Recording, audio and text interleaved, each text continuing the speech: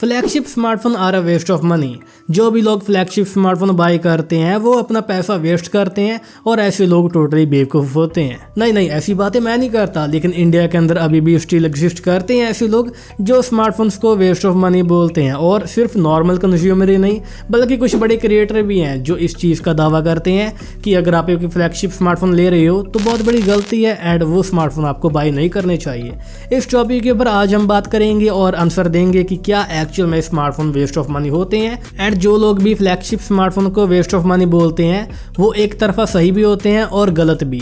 विस्तार में बात करेंगे, लेकिन वीडियो में आगे बढ़ने से पहले मेरा नाम है गगनदीप सिंह एंड आप देख रहे हो फिनोमिनल टेक की यूट्यूब चैनल।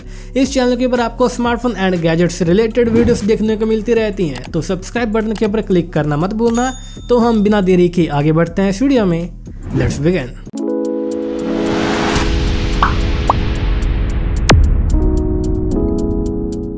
तो सबसे पहले हम लोग बड़े क्वेश्चन का आंसर ही कर लेते हैं कि क्या flagship smartphone waste of money होते हैं या फिर नहीं। तो आंसर है बिल्कुल भी नहीं।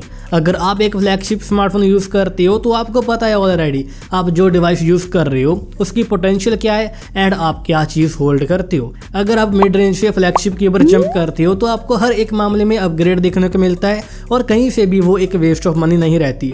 और कोई भी प्रोडक्ट वेस्ट ऑफ मनी नहीं होता अगर आप अपनी मर्जी से इसको बाय कर रहे हो।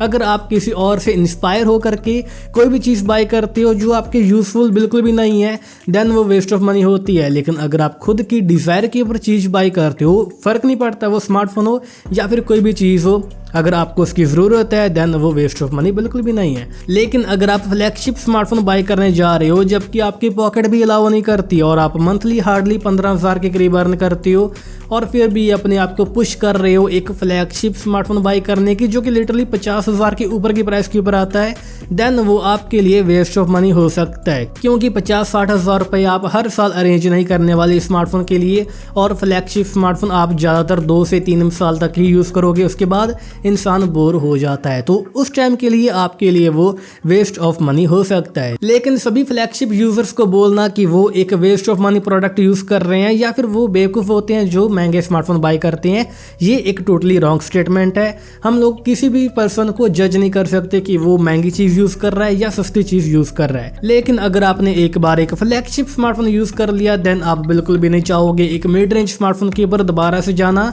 अगर आपको फाइनेंशियली कोई प्रॉब्लम ना हो इन फ्यूचर। तो फ्लैगशिप स्मार्टफोन एक वेस्ट ऑफ मनी बिल्कुल भी नहीं रहती। और गौर करना, अगर कोई पर्सन बोल रहा है कि हाँ ये स्मार्टफोन वेस्ट ऑफ मनी होते हैं, कल को अगर उनका बिजनेस या फिर उनकी जो सैलरी है वो बढ़ती है तो आगे जाके वही इंसान 1-1.5 लाख रुपए का स्मार्टफोन ले आएगा और तब वो ये बात नहीं कहने वाला कि ये स्मार्टफोन एक वेस्ट ऑफ मनी होता है। तो हर एक पर्सन में एक ऐसा टाइम आता है कि जब वो मिड रेंज से फ्लैगशिप के ऊपर जंप करता है। तो अगर आप भी एक फ्लैगशिप स्मार्टफोन यूज़ करना चाहते हो तो आप थोड़ा सा वेट कीजिए, आपके लिए भी वो वक्त जल्दी ही आएगा जब आप भी एक फ्लैगशिप स्मार्टफोन यूज़ करोगे।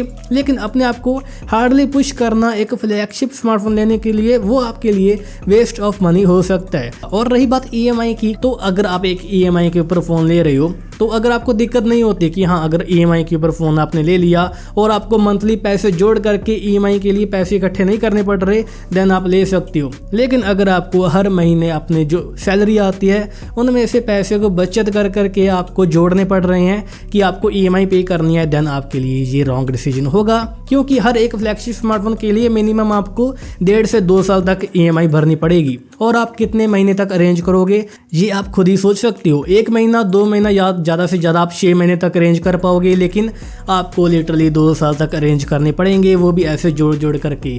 तो ये चीज़ आपको देख लेनी है कि वो मंथली प्लान जो आप चूज़ करने जा रहे हो क्या वो उसको अफोर्ड कर पाओगे या फिर नहीं। ऐसा मत देखना कि 15,000 सैलरी है तो 300 रुपये आप इजीली अरेंज कर लोगे।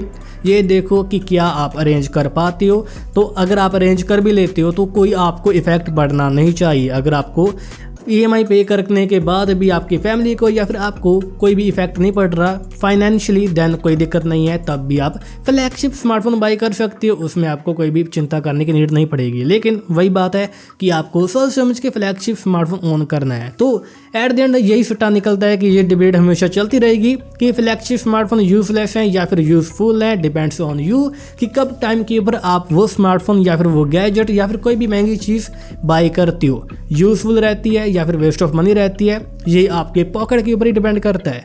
बाकी बस हम इस वीडियो का भी यही पेंड करते हैं। आई होप आपको वीडियो अच्छी लगी होगी। अच्छी लगी है इस वीडियो को लाइक करना एंड चैनल को सब्सक्राइब करना बिल्कुल भी मत भूलना। तो मैं मिलता हूँ आपसे अगली किसी और वीडियो में, तब तक के लिए गुड बाय।